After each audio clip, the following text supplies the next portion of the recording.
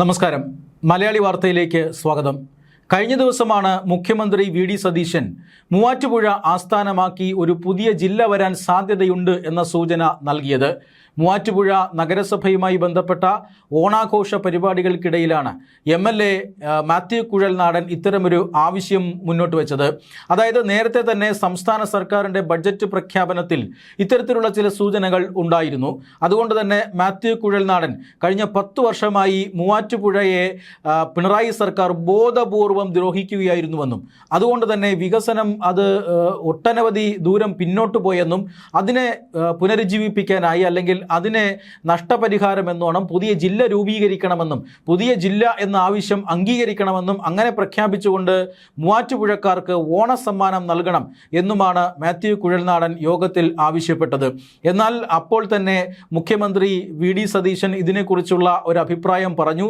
മൂവാറ്റുപുഴയടക്കം കേരളത്തിൽ പുതിയ ജില്ലകൾ രൂപീകരിക്കുന്നതുമായി ബന്ധപ്പെട്ട ചർച്ചകൾ അത് സജീവമായി നടക്കുകയാണെന്നും ഒരു ഡീലിമിറ്റേഷൻ കമ്മിറ്റിയെ ഇത്തരത്തിലുള്ള പുതിയ ജില്ലകൾ രൂപീകരിക്കുന്നതുമായി ബന്ധപ്പെട്ട് തീരുമാനമെടുക്കാൻ നിയമിക്കുമെന്നും ഇന്നലെ മുഖ്യമന്ത്രി പറഞ്ഞിരുന്നു. വലിയ കരഘോഷത്തോടു കൂടിയാണ് അദ്ദേഹത്തിൻ്റെ പ്രസ്താവന സ്വീകരിക്കപ്പെട്ടത്.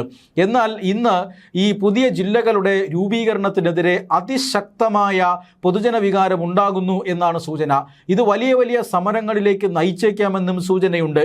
കേരളത്തിൽ തിരുവനന്തപുരം, എറണാകുളം, മലപ്പുറം എന്നീ ജില്ലകളെ വിഭജിച്ച് പുതിയ ജില്ലകൾ രൂപീകരിക്കണമെന്ന ആവശ്യത്തിന് പതിറ്റാണ്ടുകളുടെ പഴക്കമുണ്ട്.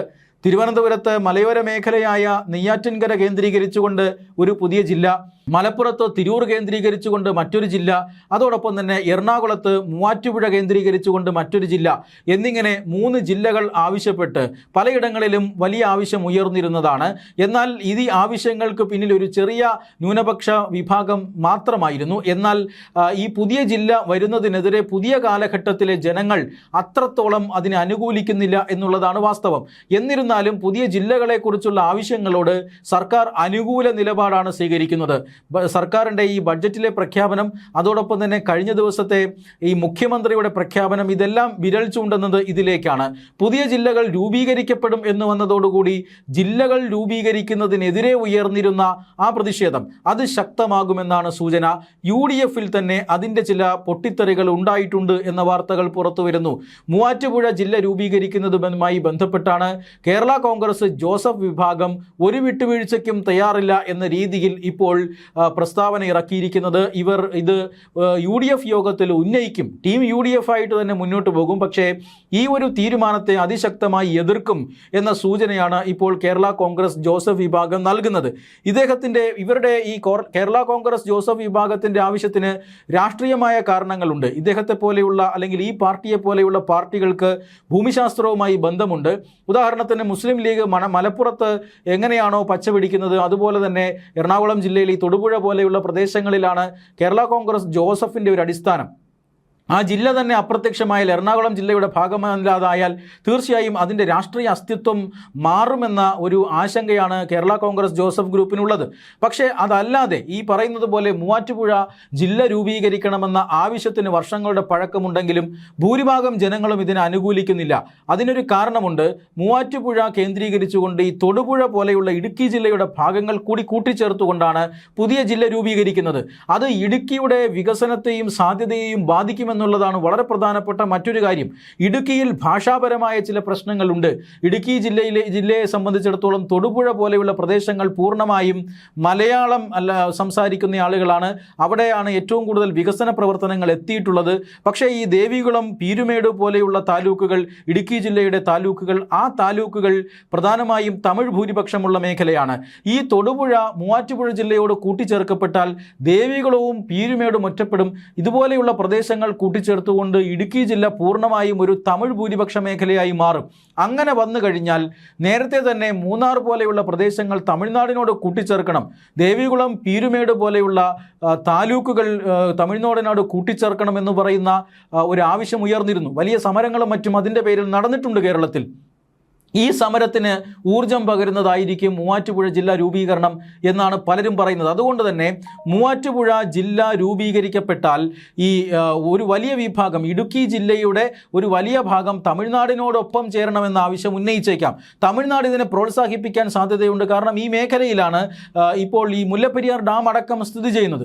അതുകൊണ്ട് തന്നെ തമിഴ്നാട് ഈ പറയുന്ന ഒരു വികാരത്തെ ആളിക്കത്തിക്കാനുള്ള സാധ്യതയുണ്ട്. അങ്ങനെയാണ് എങ്കിൽ വലിയ സമരം, ഇടുക്കിയെ കത്തിക്കുന്ന സ്ഥലത്തിലുള്ള സമരം ഈ മൂവാറ്റുപുഴ ജില്ലാ രൂപീകരണവുമായി ബന്ധപ്പെട്ടുണ്ടാകുമെന്ന കാര്യത്തിൽ തർക്കമില്ല.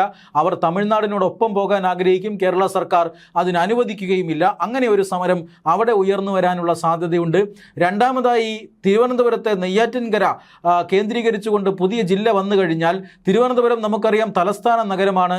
തലസ്ഥാനവാസികൾ എന്ന് പറയാനാണ് ബഹുഭൂരിപക്ഷം ജനങ്ങൾക്കും ഇഷ്ടം. വിഴിഞ്ഞം പോലെയുള്ള പുതിയ തുറമുഖ പദ്ധതികൾ തിരുവനന്തപുരം നഗരത്തിൻ്റെ അല്ലെങ്കിൽ തിരുവനന്തപുരം ജില്ലയുടെ മുഖച്ഛായ തന്നെ മാറ്റാനിരിക്കുകയാണ്. ആ സമയത്ത് മലയോര പ്രദേശങ്ങൾ മാത്രം വെട്ടിമാറ്റി പൂർണ്ണമായും ഒരു നഗര ജില്ലയായി തിരുവനന്തപുരം ജില്ല മാറിയാൽ മറ്റു പ്രദേശങ്ങൾ അത് വികസനമില്ലായ്മയുടെ അല്ലെങ്കിൽ ഏറ്റവും പിന്നോക്കമായ ജില്ലയായി തഴയപ്പെടുമെന്നൊരു ആശങ്ക നെയ്യാറ്റിൻകരക്കാർക്കുണ്ട്. അതുകൊണ്ട് തന്നെ നെയ്യാറ്റിൻകര പോലെയുള്ള പ്രദേശങ്ങൾ ഉൾപ്പെടുത്തിക്കൊണ്ട് ഒരു പിന്നോക്ക ജില്ല രൂപീകരിച്ചാൽ അത് കേരളത്തിൻ്റെ ചരിത്രത്തിൽ തന്നെ ഏറ്റവും പിന്നോക്കമായ ജില്ലയായി മാറും എന്നൊരാശങ്ക തലസ്ഥാന നഗരത്തിൻ്റെ യാതൊരു ഗുണങ്ങളും ഇപ്പോൾ ഈ പുതിയ ജില്ലയ്ക്ക് ഉണ്ടാവില്ല എന്ന് ജനങ്ങൾ ആശങ്കപ്പെടുന്നു. അതുകൊണ്ട് തന്നെ അതിനെതിരെയും അവിടെയുള്ള ആളുകൾ വലിയ പ്രതിഷേധം ഉയർത്താനുള്ള സാധ്യതയുണ്ട്. മലപ്പുറം ജില്ലയെ സംബന്ധിച്ചിടത്തോളം ആണെങ്കിൽ മലപ്പുറം കേന്ദ്രീകരിച്ചൊരു പുതിയ ജില്ല വരുന്നതിനോട് ആ ജില്ലയിലെ ആളുകൾക്ക് ഒരുപക്ഷെ അഭിപ്രായ വ്യത്യാസം ഉണ്ടാകില്ല. പക്ഷേ മറ്റു ഭാഗങ്ങളിൽ, അതായത് പൂർണ്ണമായും ഇതൊരു വർഗീയ നിലപാടാണ്, മതപരമായ ഒരു വിഷയമാണ് അവിടെ ഉള്ളതെന്നും മതസംഘടനകളാണ് ഇത്തരത്തിലുള്ള ആവശ്യങ്ങൾ ഉന്നയിക്കുന്നത് എന്നതും വളരെ പ്രധാനമാണ്. അതുകൊണ്ട് തന്നെ അതിനെതിരെയും വലിയ പ്രക്ഷോഭങ്ങളും വികാരങ്ങളും ഒക്കെ ഉയർന്നു വരാനുള്ള സാധ്യതയുമുണ്ട്. എന്നാലും ചുരുക്കി പറഞ്ഞാൽ ഡീലിമിറ്റേഷൻ കമ്മീഷനെ വച്ച് ഇതിൻ്റെ ന്യായാന്യായങ്ങൾ പരിശോധിച്ച് ഇക്കാര്യത്തിൽ അവധാനതയോടുകൂടി എടുക്കേണ്ട വിഷയമാണ്. സംസ്ഥാന ഖജനാവിനെ പോലും വലിയ രീതിയിൽ ബാധിക്കേണ്ട ഒരു വിഷയമാണ്. ആ വിഷയത്തിലാണ് ഒരു ജില്ല രൂപീകരിക്കാൻ അല്ലെങ്കിൽ മൂവാറ്റുപുഴ ജില്ല രൂപീകരിക്കുന്നതിനോട് തങ്ങൾക്ക് അനുകൂലമായ നിലപാടാണുള്ളത് എന്ന് മുഖ്യമന്ത്രി തുറന്നു പറയുമ്പോൾ മറ്റ് 3 ജില്ലക്കാരും പ്രതീക്ഷയിലാകുന്നു. അങ്ങനെ ആയിക്കഴിഞ്ഞാൽ, അല്ലെങ്കിൽ മറ്റു 3 ജില്ലയും വിഭജിക്കണമെന്ന് പറയുന്ന ആളുകൾ പ്രതീക്ഷയിലാകുന്നു. അങ്ങനെ ആയിക്കഴിഞ്ഞാൽ ജില്ലാ വിഭജനത്തെ എതിർക്കുന്നവർ വലിയ സമരത്തിനിറങ്ങും. അതോടൊപ്പം തന്നെ ഇടുക്കിയിലെ ഒരു വിഭാഗം ജനങ്ങൾ അവർ തമിഴ്നാടിനോടൊപ്പം പോകണമെന്ന ആവശ്യം ഉന്നയിക്കുകയും ചെയ്യും. ആകെക്കൂടെ ഇതൊരു ക്രമസമാധാന വിഷയമായി മാറാനുള്ള സാധ്യതയുമുണ്ട്. അതുകൊണ്ട് തന്നെ പലരും മുഖ്യമന്ത്രി പുലിവാല് പിടിച്ചോ എന്നൊരു സംശയം ഈ ഘട്ടത്തിൽ ഉയർത്തുകയാണ്.